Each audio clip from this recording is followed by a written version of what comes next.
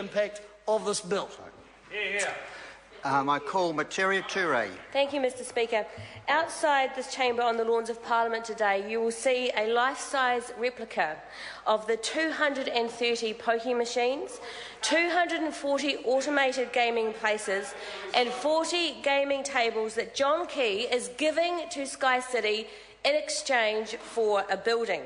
There is no better representation of the scale of this deal than the cardboard casino that is constructed outside, a casino equivalent in size to the third largest casino in this country.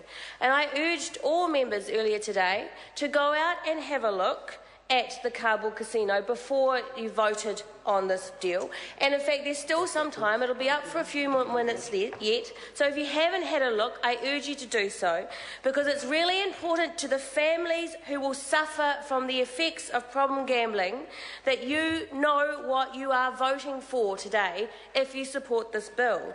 And if it leads one or two of you to change your mind, all the better. But at least know what it is that you are doing. Order. And the third, thank you, Mr Speaker. The select committee that I was on that heard the submissions on this bill heard and we read very tragic stories of gambling harm that have been caused in the past and are feared for the future. A high school teacher in Manurewa told MPs of how he came from a family of gamblers. He didn't gamble himself, but his younger brother did. And after several years of working and saving in the UK, this man's brother returned to New Zealand with a deposit to look for a home to buy. His fiancée was arriving soon after to join him.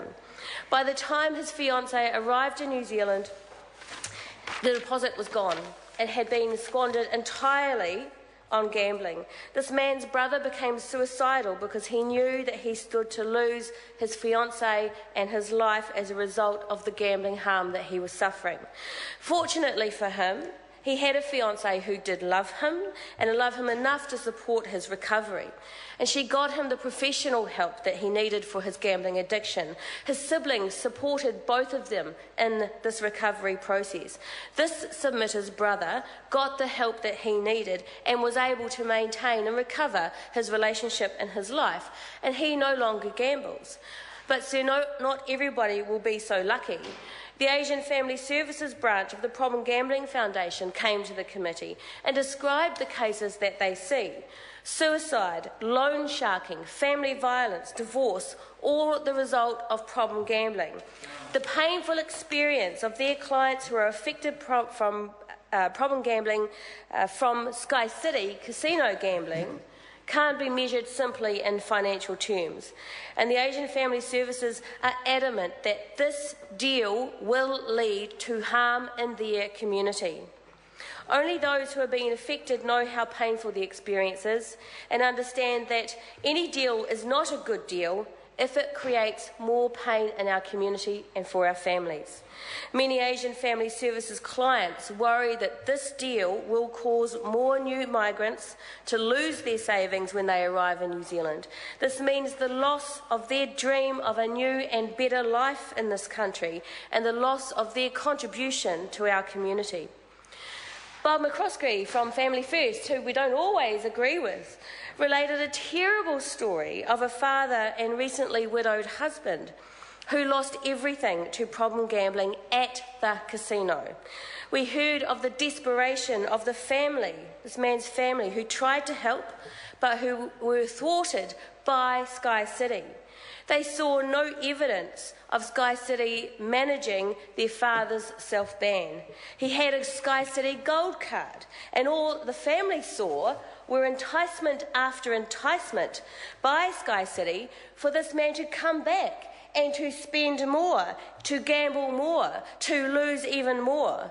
And so in the end, this loved family man was insolvent at the time of his death, owing $200,000 in stolen money to his employer and to his family. A terrible last memory of a life that was otherwise well lived. And today, the National ACT and United Future parties are all ready to vote to create more of these stories, to create more of this harm to families. affecting thousands of New Zealanders, as set out in the Minister's own advice. Make no mistake, Mr Speaker, this is a moral issue. When this Parliament is deciding to support a building by increasing problem gambling, it shows just how far the government is prepared to compromise on basic morals and decency. Some MPs who support this deal will no doubt listen to the stories of people affected by problem gambling and respond with platitudes of personal responsibility. My response to that is it is precisely the job of government to make good law to protect public health and prevent harm.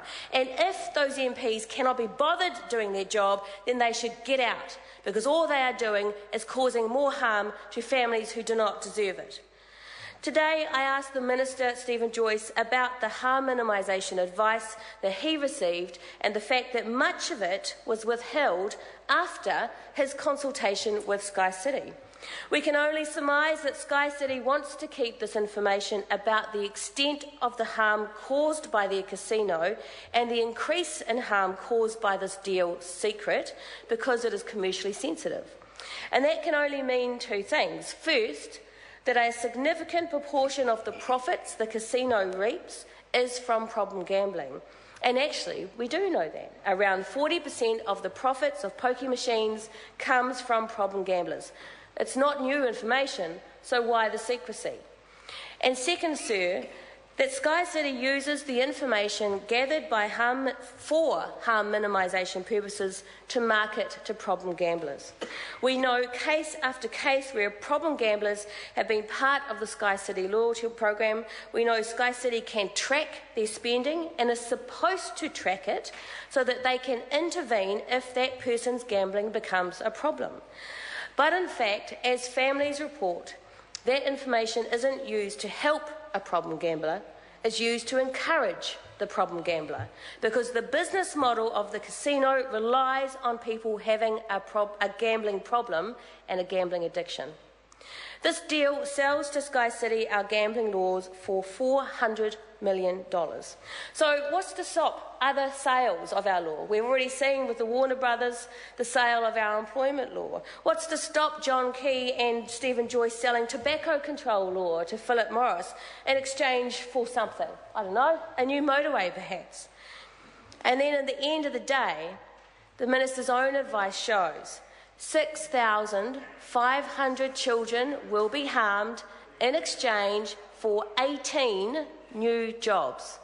6,500 children will be harmed by this deal in exchange for 18 new jobs. At the end of the day, sir, this bill is not about a convention centre. If the government has the money to build a motorway, it has the money to build a convention centre. Frankly, it's irrelevant. Just as cigarettes are described as nicotine delivery devices, the convention centre is simply a casino delivery device to Sky City. This bill is a deal done over a couple of dinners between John Key and Sky City, where John Key has lent to Sky City the full capacity of government to overturn gambling laws that have hindered Sky City's expansion plans. The convention centre is simply a convenient excuse to enable Sky City to expand as it has wanted to do for a decade. I urge MPs to visit the Kabul casino before it comes down this afternoon and to consider your conscience. Pesita Lam-Lutuinga, Jonathan Young, Peter Dunn, John Banks, Alfred Nuttall, Chester Burrows, Jan Young, Kanwaljit Bakshi.